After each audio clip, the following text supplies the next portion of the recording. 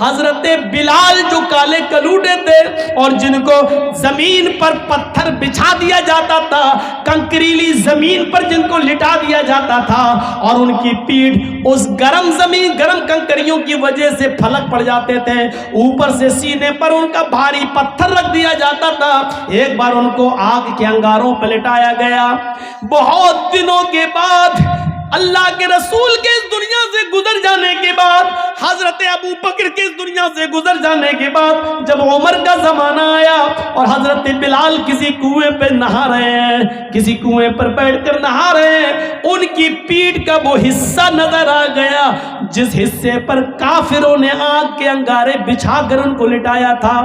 آگ کے انگاروں سے تپی ہوئی پیٹھ جو بالکل جل چکی تھی، حضرت عمر فاروق نے جب اس پیٹھ کو دیکھا، اللہ کے رسول کے گزر جانے کے بعد، ابو بکر کے گزر جانے کے بعد، حضرت عمر جب خلیفہ بنے اور ان کے سامنے جب وہ پیٹھ آئی تو حضرت عمر پیچھے سے جاتے ہیں اور اس پیٹھ پر بوسہ دے دیتے ہیں، اس پیٹھ پر اپنے ہونٹ رکھ دیتے ہیں۔ حضرت بلال نے جو پیچھے مڑ کے دیکھا کہنے لگے امیر المومنین، حضرت بلال جلدی سے غسل کرتے ہیں۔ جب حضرت عمر کے پاس ان سے ملنے کے لیے آتے ہیں تو حضرت عمر فاروق نے اپنے سر سے امامہ اتارا، پگڑی اتاری اور جلدی سے اس کو زمین پر بچھا دیا اور کہا بلال آؤ آؤ بلال، اس پگڑی پر بیٹھو، ہمارے سر سے اترے ہوئے اس امامے پر بیٹھو، تمہاری عزت تو جناب محمد رسول اللہ نے کی ہے تو ہم کیوں نہیں کریں گے، یہ ہمارے سردار ہیں،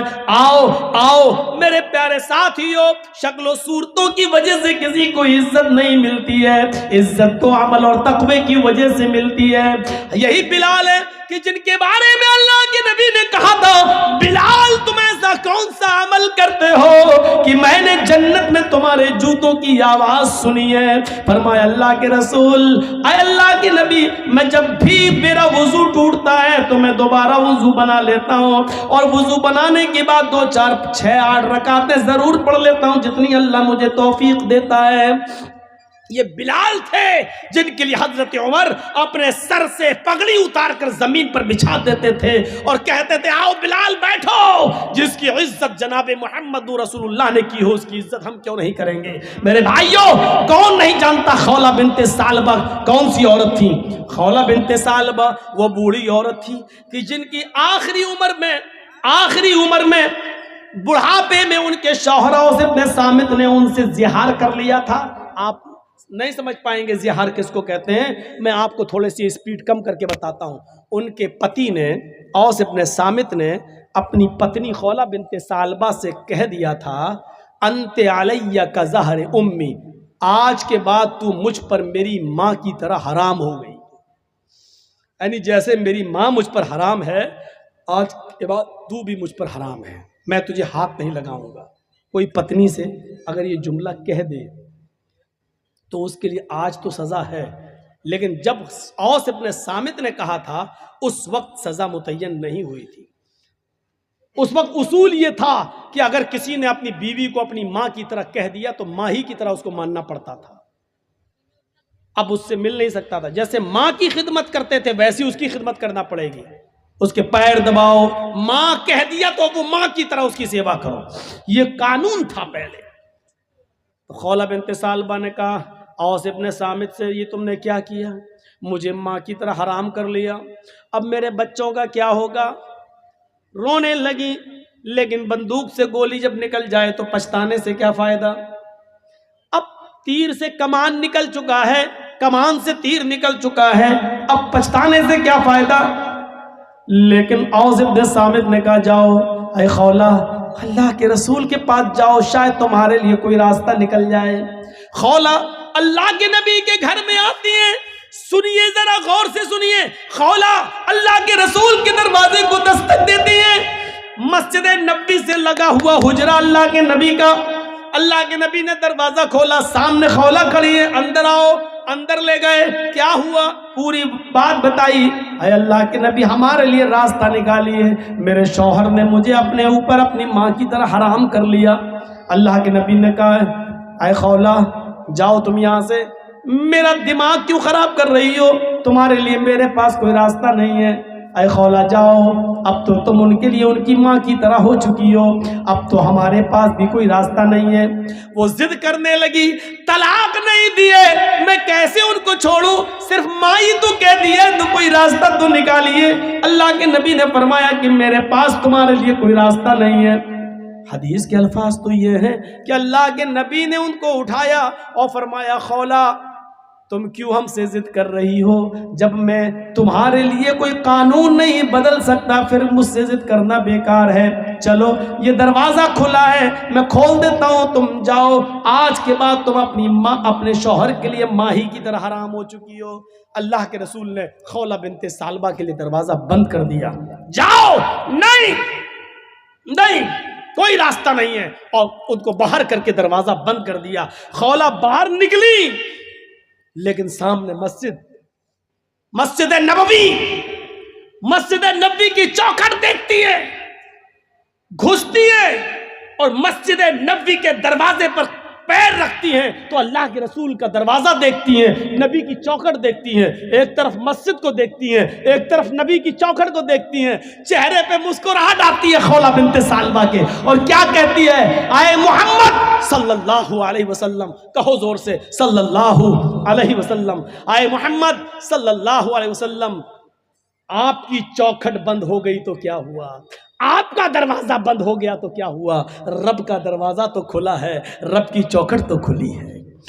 مسجد کے اندر جاتی ہے، کنویں سے پانی کھینچتی ہے، وضو بناتی ہے اور اسی مسجد نبوی میں 2 رکعت نماز پڑھتی ہے، اور 2 رکعت نماز پڑھنے کے بعد اس عورت نے خولا بنت ثعلبہ نے اپنے ہاتھ بلند کر لیے اور کہا، اے اللہ نبی کا دروازہ بند ہے لیکن تیرا دروازہ تو بند نہیں ہے، الہ العالمین میرے شوہر نے مجھ سے زہار کر لیا ہے، اپنی ماں کی طرح حرام کر لیا ہے، بچوں کو پیار تو میں دے سکتی ہوں لیکن کھلانے پلانے کی ذمہ داری تو میرے شوہر کی ہے، اے اللہ میرے لیے اور میرے ہسبینڈ کے درمیان کوئی راستہ نکال، میرے اور میرے پتی کے درمیان کوئی راستہ نکال، تیرے نبی کی چوکھٹ بند، تیرے نبی کا دروازہ بند، تیرے نبی نے راستے بند کر دیے، تیرا دروازہ کھلا ہے، میں تیری چوکھٹ پر سر رکھتی ہوں، پیشانی رکھتی ہوں، ماتھا رکھتی ہوں، اے اللہ میری فریاد سن لے۔ آسمان سے اللہ نے جبرائیل کو بھیجا، قرآن گواہ ہے، قد سمع اللہ قول التی تجادلک فی زوجہا وتشتکی الی اللہ، اللہ نے اس عورت کی فریاد سن لی جو آپ سے بحث کر رہی تھی، جو آپ سے تکرار کر رہی تھی اپنے شوہر کے بارے میں، اور مسجد کے کونے میں بیٹھ کر وہ تشتکی الی اللہ، اللہ سے گڑ گڑا رہی ہے، اللہ سے رو رہی ہے۔ آئے بزرگوں کی چوکھٹوں کو چومنے والوں، آئے مزاروں کی مٹیوں کو چاٹنے والوں، یہ محمد رسول اللہ کا دروازہ جب بند ہوتا ہے تب رب کا دروازہ کھلتا ہے، یہ رب کا دروازہ ہے۔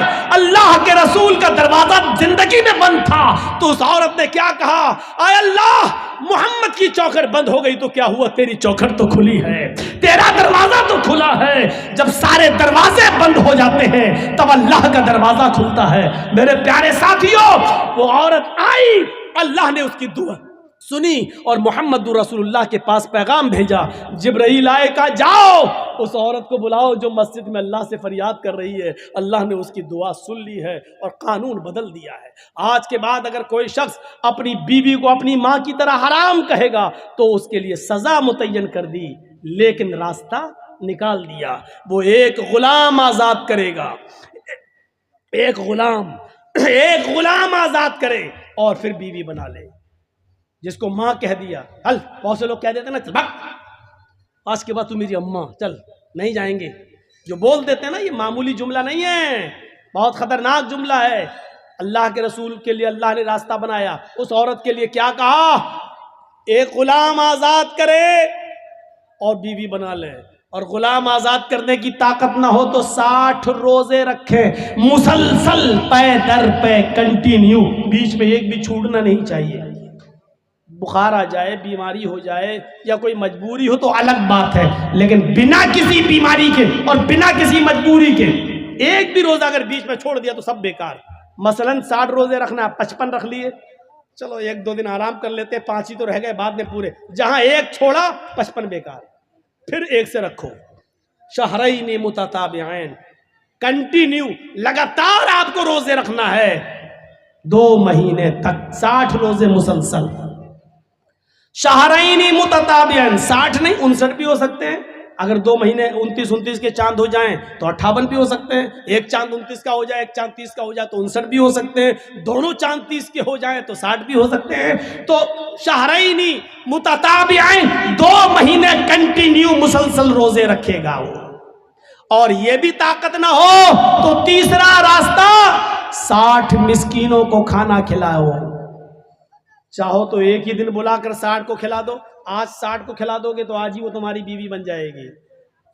ایک ایک کر کے 60 دن کھلاؤ گے تو 60 جب تک 60 پورے کھا نہیں لیں گے تب تک وہ تمہاری بیوی نہیں بنے گی. یہ تمہاری سہولت کے اوپر ہے. چاہو تو ایک ایک کر کے 60 دن کھلاؤ یا 60 فقیروں کو ایک دن بلا کے کھانا کھلاؤ یا 10 کر کے 6 دن کھلا لو.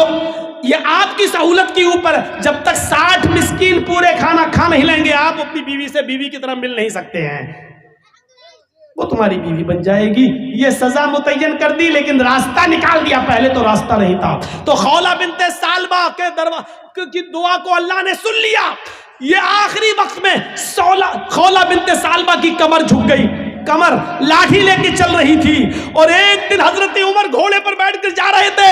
خولہ بنت سالبہ ایک پل پر لاٹھی ٹیک کر کھڑی تھی اور وہیں سے اشارہ کر رہی تھی عمر رک. عمر رک گئے. ادھر آ.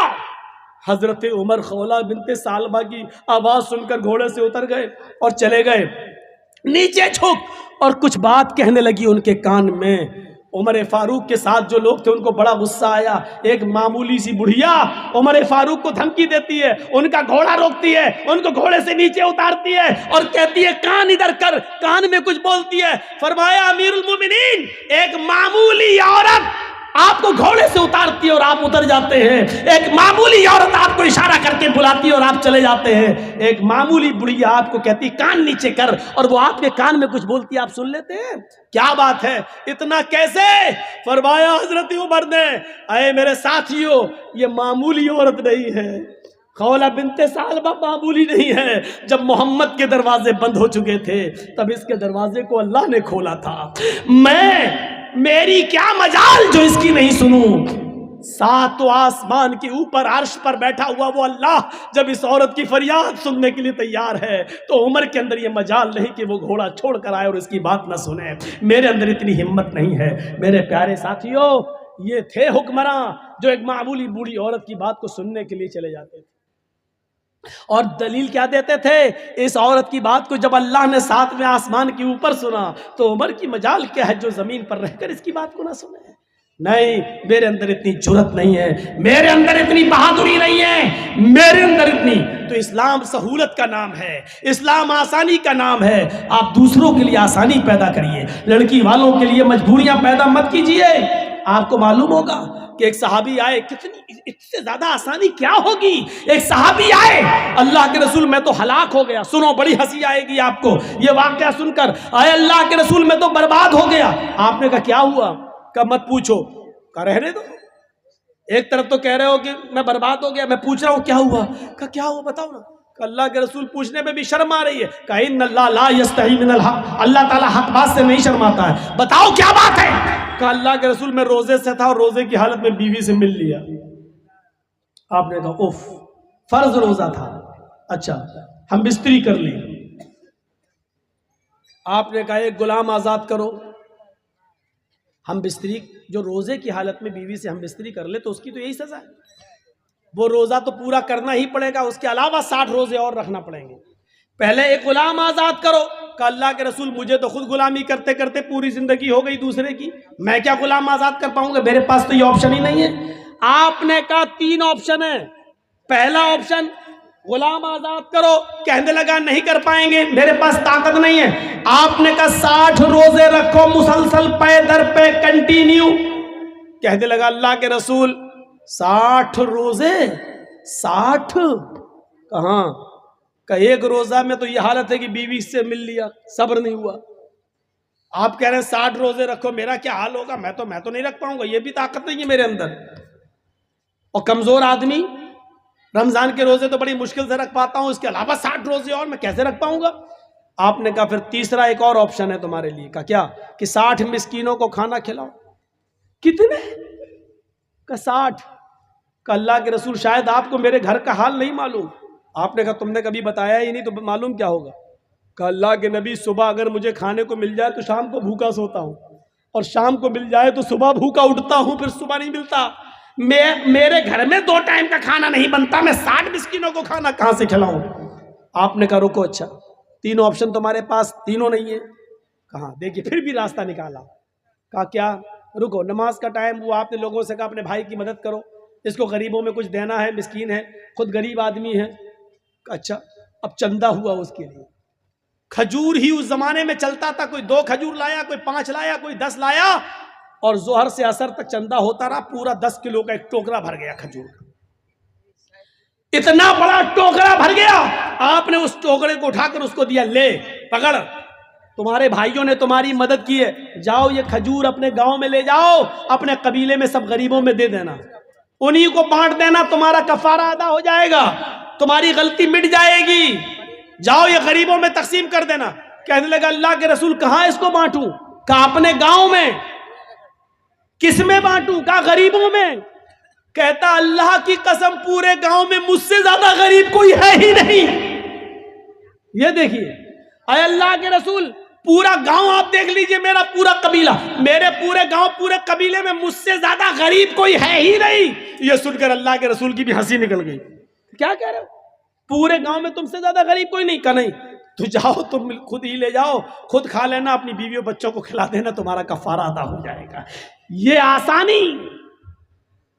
جرم بھی کیا, آپشن بھی نہیں ہے تینوں میں سے کوئی ایک, چندہ بھی ہوا اس کے لیے, اور اللہ کے رسول نے کہا جاؤ غریبوں میں بانٹ دینا, تو کہتا مجھ سے زیادہ غریب کوئی ہے ہی نہیں. تو آپ نے کہا تم ہی کھا لینا, جاؤ اور اپنی بیوی بچوں کو کھلا دو, کفارہ ادا ہو جائے گا. یہ لیجئے, یہ آسانی ہے, آسانی. اس سے زیادہ سہولت اور کہاں ملے گی؟ اس لیے انسانیت سیکھو. انسانیت کا سب سے بڑا علم بردار کوئی مذہب ہے تو اسلام ہے. آپ بتائیے یہ تعلیم کہاں ملے گی؟ وَلَا تَسُبُّوا الَّذِينَ يَدْعُونَ مِن دُونِ اللَّهِ فَيَسُبُّوا اللَّهَ عَدْوًا بِغَيْرِ عِلْمٍ. یہ کہاں ملے گی تمہیں تعلیم؟ دنیا کے کسی مذہب کو اٹھا کر دکھا لو. آج بہت لوگ چلاتے رہتے ہیں ہم یہ ہم وہ, اور آج بنے بیٹھے ہیں لوگ, کرسی سنبھالے بیٹھے ہیں, لیکن یہ دکھائیں اللہ کیا کہہ رہا ہے؟ لا تسبوا الذین یدعون من دون اللہ. جو لوگ اللہ کے علاوہ غیر اللہ کی عبادت کرتے ہیں, مدد کے لیے غیروں کے پاس جاتے ہیں, غیروں کی عبادت کرتے ہیں, تم ان کے بزرگوں کو برا مت کہو, ان کے معبودوں کو برا مت کہو. لا تسبوا الذین یدعون من دون اللہ. جو اللہ کے علاوہ غیروں کی عبادت کرتے ہیں تم ان کے بزرگوں کو گالی مت دو. کیا کہا؟ ان کو گالی مت دو. کیوں؟ فَيَسُبُّ اللَّهَ عَدْوًا بِغَيْرِ عِلْمٍ. پھر وہ دشمنی میں تمہارے اللہ کو گالی دیں گے بغیر علم کے. پھر وہ جہالت کی بنیاد پر وہ تمہارے رب کو گالی دیں گے. مسلمانوں, یہ سب سے بڑی نصیحت کی اللہ تعالیٰ نے. مسلمانوں بتایا کیا؟ اگر کوئی ہمیں الٹا کہہ رہا, غلط کہہ رہا ہے, تو اس کا یہ مطلب نہیں کہ تم بھی اس کو الٹا کہو گے. کوئی ہمارے, یہ بتائیے, کوئی پاگل کتا اگر ہمارے پیر میں کاٹ لے, اب آپ سمجھ جاؤ تو مزہ آ جائے ہم پاگل کتا کس کو کہہ رہے ہیں. اگر اس پاگل کتے کو آپ سمجھ جاؤ تو میری پوری تقریر کامیاب ہے, اور یہ نہیں سمجھ پائے تو پھر بیکار ہے. ہم پاگل کتے کا نام اس لیے نہیں لے رہے ہیں کیونکہ ان چینل والوں نے مجھے مجبور کر دیا ہے, سچ بولنے پر اور کڑوی بات بولنے پر مجھے مجبور کر دیا ہے. نہیں بولتا ہوں میں. اب یہ آپ کو اشاروں میں سمجھنا ہے. ان چینل والوں نے اپنا چینل چمکانے کے لیے مجھے وہ جملے نہ بولنے کے لیے مجھے مجبور کر دیا ہے. اب ہم نہیں بولیں گے, کسی بھی جلسے میں نہیں بولیں گے. اس پاگل کتے کو اگر آپ سمجھ جائیں تو مزہ آ جائے, پوری تقریر آپ سمجھ جائیں گے. وہ پاگل کتا کون ہے؟ اگر کوئی پاگل کتا ہمیں کاٹ لے تو اس کا جواب یہ نہیں ہے کہ ہم بھی اس پاگل کتے کو کاٹیں. کیا کوئی عقل مند اس پاگل کتے کو کاٹے گا؟